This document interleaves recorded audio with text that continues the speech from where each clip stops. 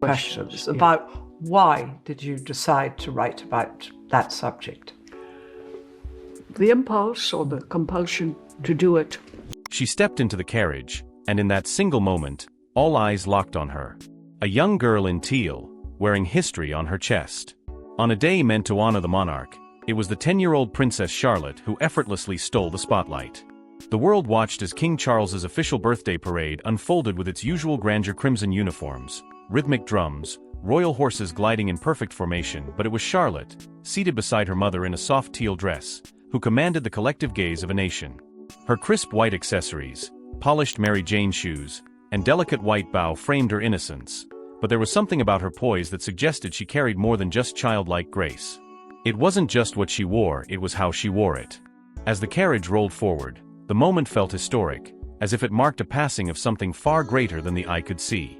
People weren't merely admiring her outfit, they were sensing something deeper. Something symbolic. In the sea of tradition and spectacle, Charlotte stood as a bridge between past and future. Her gentle wave mirrored the formality of generations past, but the spark in her expression hinted at the beginning of something new. She wasn't just playing a part in royal theater, she was rewriting the script with every subtle move. Around her, the crowd erupted with cheers, not just for the king, but for the little girl who radiated calm confidence beneath the shadow of Buckingham Palace. The internet lit up within minutes.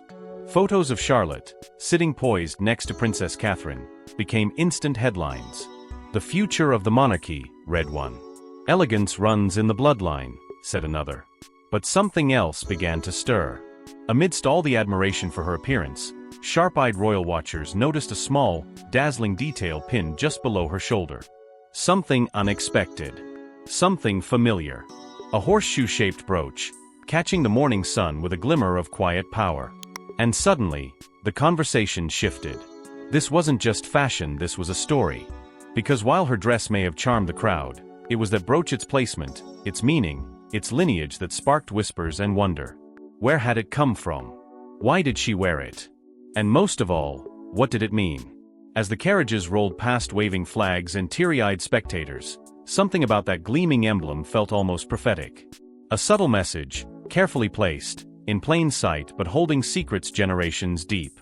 But as the cameras zoomed closer, it wasn't the dress that captured the nation's attention, it was the glimmer on her chest. This wasn't just jewelry. It was a message. A legacy. And a secret only the royals fully understood. Pinned just below Charlotte's shoulder, the gleaming horseshoe brooch told a deeper story than any spoken word. For the casual viewer, it might have seemed like a charming accessory, a tasteful sparkle for a young princess on a grand day. But to those who truly understand royal history, it was a lightning bolt of symbolism. The brooch, shaped in a delicate arc of diamonds forming a perfect horseshoe, is no ordinary heirloom. It is a relic of power, of tradition, and of deeply personal emotion, quietly making its reappearance on the chest of a girl not even yet a teenager. And in that subtle gleam, centuries of monarchy, motherhood, and memory converged. This piece wasn't chosen at random. The diamond horseshoe brooch traces back to the era of Queen Mary, wife of King George V, who first passed it to her daughter-in-law, Elizabeth Bowes-Lyon, later known as the Queen Mother. From there, it fell into the hands of her daughter, Queen Elizabeth II, who treasured it during her reign as a symbol of continuity.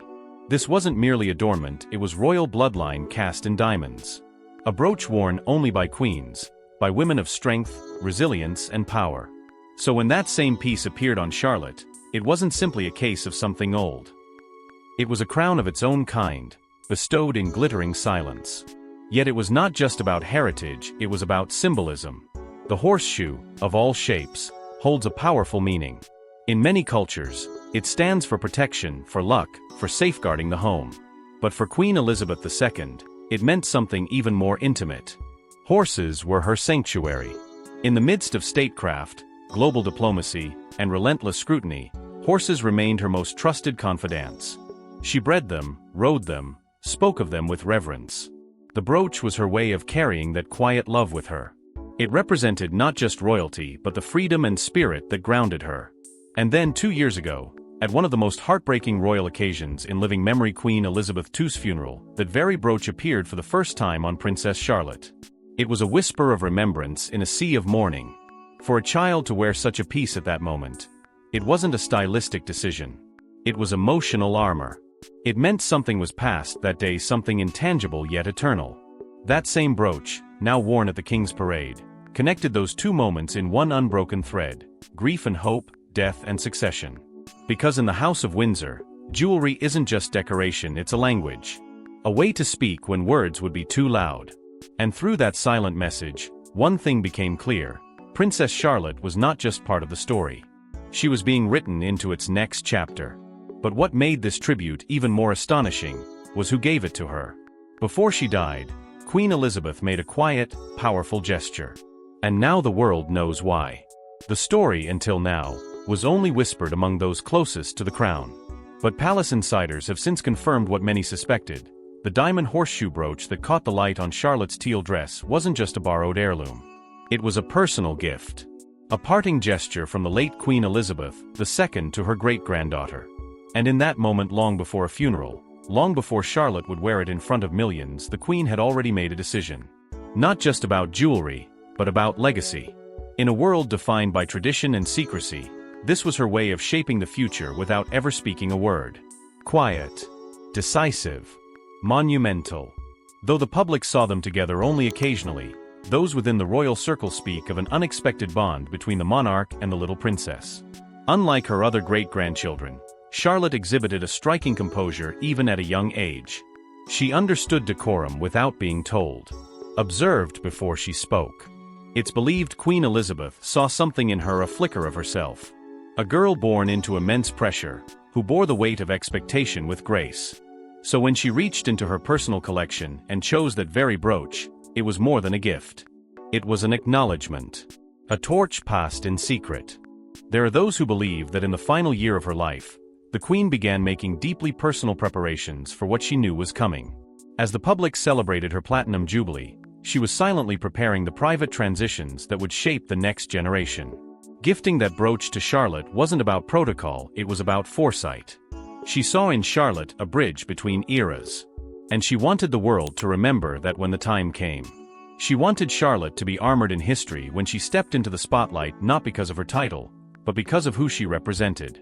And so the brooch came into Charlotte's possession not with a grand ceremony, not with cameras, but as part of a private understanding. Its estimated value may be $10,000, but no appraisal can ever account for the weight it carries. This was the same brooch passed from Queen Mary to the Queen Mother to Elizabeth, and now to Charlotte. A century of women who led, endured, protected, and ruled. That piece now belongs to a girl not yet old enough to understand its full weight, but old enough to wear it with poise. It's easy to miss just how powerful that gesture truly was. To the Queen, this wasn't about sentiment, it was about architecture. The building of a future monarchy, brick by careful brick, gesture by timeless gesture. And in this single gift, she didn't just honor the past, she placed a bet on the future. Yet the meaning of this brooch extends far beyond its sparkle, because it represents the future of the monarchy. Unlike generations before her, Charlotte will not be pushed aside, even by a brother. For centuries, girls born into the royal family knew their place. No matter their grace, their intellect, or their bearing, they were shadows behind their brothers, silent heirs to nothing. It was an unspoken rule etched deep in the institution's marrow. But Princess Charlotte? She arrived in a different age. And she brought with her a change so profound, it quietly shattered one of the monarchy's most archaic chains. Because in the new royal order, she would not be swept behind her younger brother. She would stand firm third in line to the throne. A girl born into tradition, but shaped by transformation. It was Queen Elizabeth II herself who rewrote this ancient rule. In the years leading up to Prince George's birth, a sweeping legal reform passed quietly, almost unnoticed by the public, known as the Succession to the Crown Act of 2013. It stated that gender would no longer dictate the line of succession. The firstborn child, regardless of being male or female, would hold their place in the royal order. For the monarchy, this was nothing short of revolutionary. And for Princess Charlotte, born in 2015, it meant history wouldn't repeat itself. Because had she been born just a generation earlier, her fate would have mirrored that of Princess and Her Majesty's only daughter. And despite being the second-born child of Queen Elizabeth and Prince Philip, was pushed behind her younger brothers, Andrew and Edward, simply because she was a woman. It was a cruel twist of duty and gender politics that left a fiercely capable royal out of the line of real power. Charlotte's birth, however, marked the dawn of a different future. She would not be relegated to the sidelines. She would not become a mere spare in her own story. And so today, as the world watches Charlotte grow, she stands directly behind her father William and her older brother George in the royal hierarchy. Prince Louis, though beloved, follows her. This is more than ceremonial positioning, it is symbolic of an evolving monarchy, one that chooses merit and modernity over outdated hierarchy. It's a message that the royal family, despite its ancient rituals, is willing to bend when the future demands it. Queen Elizabeth's decision to implement this change wasn't just legal, it was strategic. She understood that for the monarchy to survive the scrutiny of a new era, it had to reflect the values of the people. And in doing so, she paved the way for a princess to grow up knowing her worth was not lesser because of her gender. Charlotte, sharp-eyed and steel-spined, is the living embodiment of that quiet rebellion. Her role may not be fully formed yet. But make no mistake, her place is secured. Not through special privilege, but through institutional progress. She is the girl who couldn't be pushed aside. And as the years unfold, it becomes increasingly clear that this shift in power is no accident. It is preparation. As she rises in the line, her mother's influence becomes even more important. They weren't just twinning, they were making a statement. When Catherine, Princess of Wales, stepped out in an elegant aqua ensemble alongside her daughter Charlotte, it wasn't a coincidence. It was choreography. Precision. A royal message delivered in fabric, color, and presence. Their matching outfits were more than a charming mother-daughter moment, they were a deliberate act of symbolism, captured in thousands of photographs and shared across every corner of the internet. To the public, it looked sweet, even adorable. But behind the coordinated smiles was a deeper intention, to show the world that the future of the monarchy is not only unified, but distinctly feminine, modern, and unshakably poised. Catherine has long mastered the art of using style as strategy. She doesn't wear dresses, she wears messages. From diplomatic visits to public holidays, every cut, color and detail is selected to resonate with both history and hope. And here, at the Trooping the Color Parade, she dressed Charlotte in a near-identical shade not to spotlight herself, but to amplify her daughter. To tell the public, Charlotte is ready. She is learning. And she's watching. The matching outfits place them on equal footing, not just as family but as future and present embodiments of royal grace. And the public understood. Social media lit up with commentary, praise, and affection. Queen and queen in the making, one post declared. This mother-daughter duo is pure elegance, said another. It wasn't just about cuteness anymore, it was about legacy. Fans began drawing parallels to Queen Elizabeth and Princess Anne, noting how the bond between mother and daughter shapes the moral spine of the institution. In an era when the monarchy desperately seeks relevance, Catherine and Charlotte offer the perfect balance, timeless elegance with a human heart. Charlotte's resemblance to her mother is no longer just physical. It's becoming behavioral. The way she waves. The calm way she holds herself in the spotlight. The subtle glances exchanged between the two in public, those aren't accidental.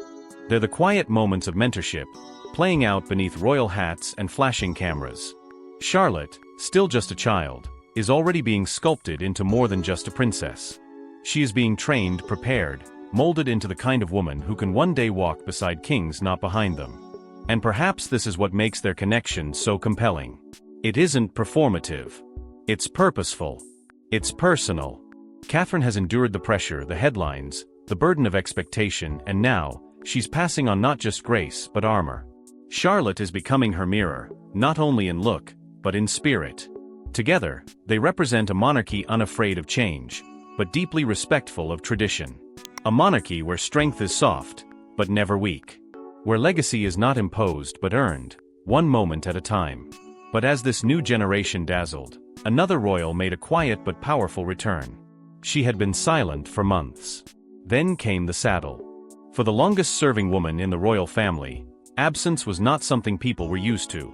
Princess Anne, known as the hardest-working royal, had vanished from public duties following a serious head injury.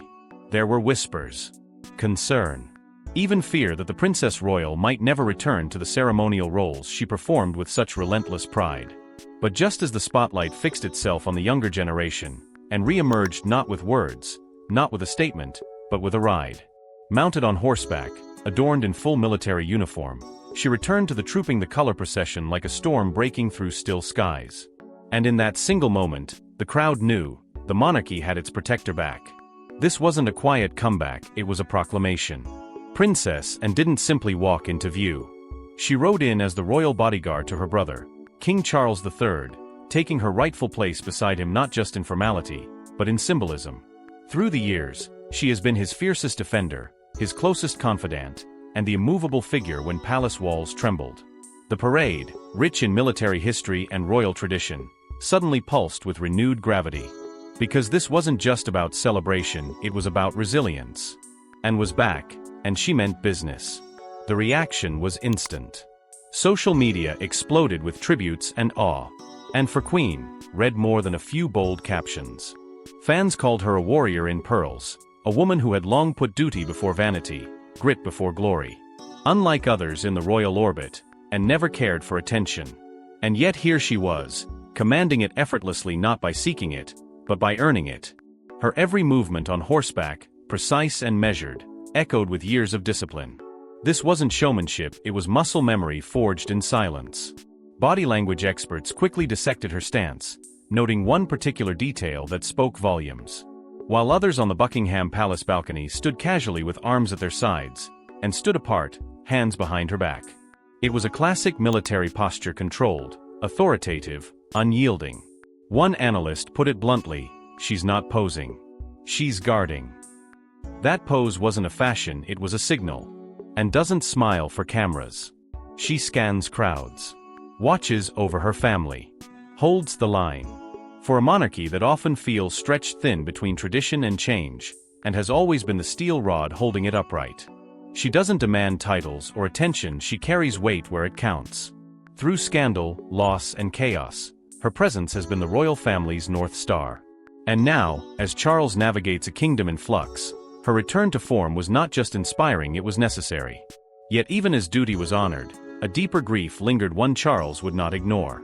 Behind the royal splendor, Charles carried a silent sorrow. While the world celebrated his official birthday with trumpets, carriages, and pageantry, the king's heart was quietly fixed on something far heavier. Hidden beneath the gold braid of ceremony and the cheers of the crowd was a personal gesture, subtle, yet shattering. Because this parade, while rooted in military tradition and family unity, carried a second, quieter purpose. At King Charles's request, a tribute was woven into the spectacle, one that honored the victims of the 1985 Air India tragedy. Nearly 40 years had passed since the devastating act of terrorism took 329 innocent lives, most of them Canadians of Indian descent. And for the first time, their names were brought into the light through the most watched stage in Britain. It wasn't announced with fanfare. There was no banner, no dramatic speech. But within the finely orchestrated details of the parade, moments of stillness and reflection were deliberately placed. A brief silence. A nod during the royal address. The presence of symbolic regalia that subtly referenced loss and remembrance. These were the things Charles insisted upon, so the monarchy would not just perform tradition, but carry meaning. In doing so, he merged two worlds, the dazzling and the grieving. The spectacle and the scar. The royal parade was no longer just about celebrating a birthday, it became an emblem of empathy. To many watching, this was a turning point. For decades, the royal family has been accused of living above the pain of its people, unreachable, untouched, unmoved. But this time, the king didn't separate himself from sorrow. He invited it in. He folded it into the fabric of a centuries-old ritual and showed that grief, no matter how distant in time or place, still deserves a seat at the table of remembrance. It was a powerful statement that didn't need to be spoken. The gesture was quiet, but its echo reached far. Public reaction was swift and sincere. Survivors of the Air India tragedy and their descendants publicly thanked the king for his acknowledgement. For many, it was the first time they had seen their loss honored in a space so sacred and so visible. It wasn't just symbolic, it was healing. In a world fractured by injustice and forgotten griefs, this act of remembrance stood as a rare moment of royalty, using its platform not for pomp, but for humanity. Because this is what the modern monarchy must learn to do: not simply endure, but connect. Not just stand above, but kneel beside. And on that day, through the weight of tradition, Charles bent the protocol just enough to let remembrance breathe. And then, as the ceremony closed, came the photo that melted hearts. No tiaras. No guards. Just 5 souls in perfect harmony. As the echoes of the parade faded and the ceremonial smoke cleared, Kensington Palace quietly delivered something the public didn't see coming: a portrait. No grand announcement, no fanfare. Just a simple, perfectly timed post on social media. In the photo, Prince William, Princess Catherine, and their 3 children George, Charlotte, and Louis stood together, dressed in the same outfits worn at Trooping the Colour. But this time, the military precision and royal pomp were stripped away. What remained was something rare: intimacy. And in an institution built on distance and mystique, this single frame bridged the gap between crown and people. The effect was immediate. Royal fans, still reeling from the majesty of the parade, now found themselves staring at something entirely different: warmth.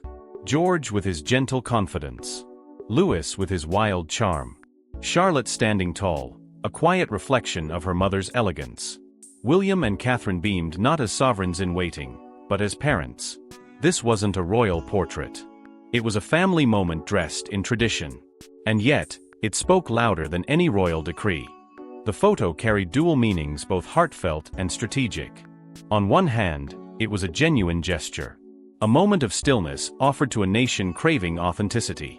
On the other, it was a masterclass in public relations. By showing the Wales family in their post-parade wear, the palace reinforced continuity. What the public saw in the parade: grace, unity, tradition, they now saw again in this quiet, offstage snapshot. The message was clear: this isn't performance.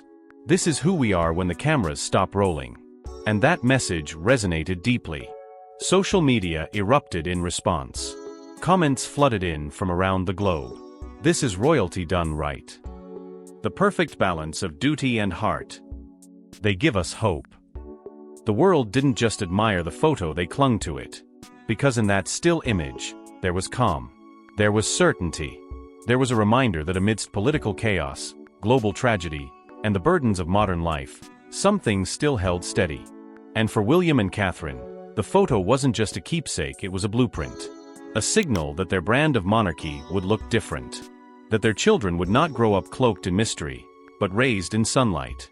The photo redefined what royalty could be: not unreachable, but relatable. Not aloof, but grounded. It was a perfect PR stroke, not in its perfection, but in its imperfection. It didn't try to be grand. It just tried to be real. But this portrait wasn't just a photo, it was a glimpse of the monarchy's future. She's only 10, but the entire future of the crown may one day depend on her. In the grand lineage of monarchs, it's easy to forget that greatness often begins in the quiet moments when no one is watching, when the crown hasn't yet touched the head, but its weight already sits on the shoulders. Princess Charlotte, at just a decade old, is quietly emerging as more than just a supporting figure in the royal family. She's becoming something far more powerful, a symbol of endurance, dignity, and promise. Not because she's been crowned, but because she carries herself like someone who might be. Her grace is not rehearsed. Her poise is not imposed. It is innate, and it is captivating the world. Every appearance, every gesture, every moment she shares with the public is dissected not for gossip, but for meaning. Royal watchers no longer ask if Charlotte will play a role, they ask how big that role will become. They see in her the same self-possession once radiated by her great-grandmother, Queen Elizabeth II. The same ability to command attention without demanding it. The same unshakable composure in the face of centuries-old expectations. She's already being called future queen material, a title whispered with both admiration and urgency. Because in her, people see not just continuity, but the potential for quiet revolution. And perhaps it's not just what she does, but when she does it that matters most. At a time when the monarchy faces increasing scrutiny, when the throne itself feels more like a tightrope than a seat of power, Charlotte represents something rare: hope. Not the fairy tale kind, but a grounded, pragmatic, deeply earned hope. One rooted in tradition, yet unafraid of the future. She stands with George and Louis, her brothers, each of them vital pieces in a carefully evolving dynasty. George, the heir. Louis, the heart. But Charlotte? She's the soul. The one who might hold the family together when the weight becomes too much to bear. And it's not lost on anyone that the brooch she wore, the diamond horseshoe gifted by Queen Elizabeth II, was never just an ornament. It was foreshadowing. A jewel wrapped in legacy, laced with meaning, passed from one sovereign spirit to another. The Queen didn't choose it at random. She chose it with foresight. With faith. Because she knew what few others did, that history is shaped not just by rulers, but by those who are quietly ready when the world turns its gaze. Charlotte may be young, but her journey has already begun. With every public step, she moves closer to a destiny shaped by both blood and brilliance. And as the cameras catch glimpses of her beside her mother, waving to crowds, wearing symbols centuries old, the message becomes clearer with each passing year. And as the world watches her grow, one thing is certain: Princess Charlotte is no ordinary royal. Thanks for watching, and don't forget to like and subscribe, and we will see you in the next one.